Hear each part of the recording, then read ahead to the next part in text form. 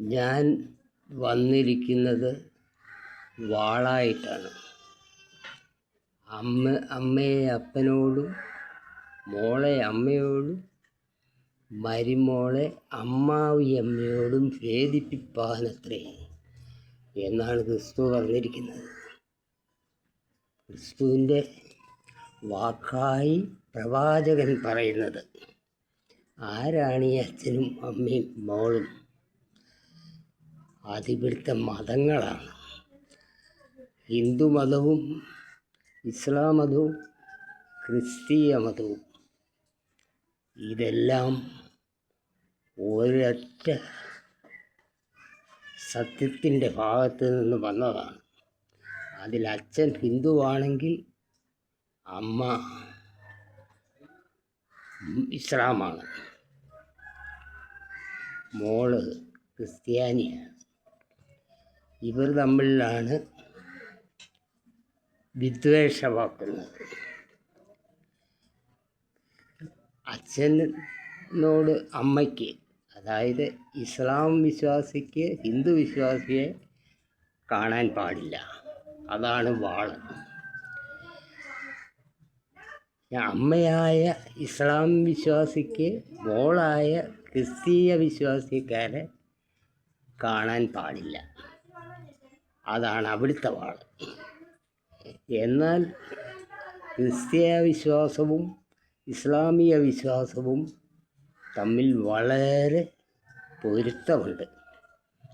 അതാണ് അമ്മയും അമ്മായിയമ്മയുമായിട്ടുള്ള വിദ്വേഷം.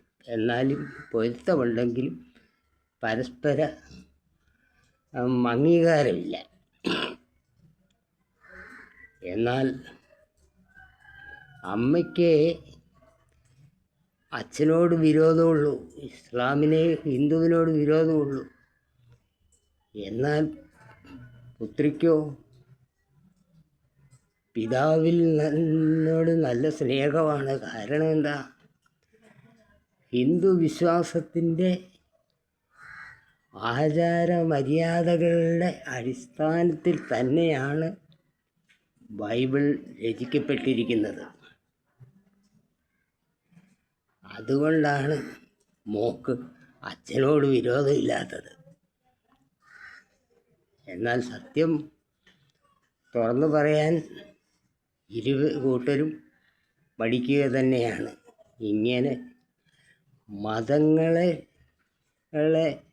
പരസ്പരം വിദ്വേഷിപ്പിക്കുക എന്ന ഒരു വചനമാണ് വാളായി ക്രിസ്തുവിൻ്റെ വാക്കായി പ്രവാചകൻ പറയുന്നത്. ഈ പ്രവാചകൻ ക്രിസ്തുവിൻ്റെ നാവായി പറയുന്ന മറ്റൊന്നുണ്ട്. ഞാൻ ഉപമ പറയാൻ വായ് തുറക്കും, കേൾക്കുന്നവൻ കേൾക്കട്ടെ, മനസ്സിലാക്കുന്നവൻ മനസ്സിലാക്കട്ടെ. നിങ്ങൾ ശരിക്കും വചനം പഠിക്കുക, അതിൻ്റെ ഉള്ളിൽ അടങ്ങിയിരിക്കുന്ന യഥാർത്ഥ പൊരുൾ എന്താണെന്ന് തേടുക. അപ്പോഴേ നിങ്ങൾക്ക് ക്രിസ്തുവിൻ്റെ വചനം പ്രവാചകരെ എപ്രകാരമാണ് പറഞ്ഞിരിക്കുന്നതെന്ന് മനസ്സിലാവും. ഇല്ലെങ്കിൽ അടുത്ത വീഡിയോയിൽ ബാക്കി പറയപ്പെടും.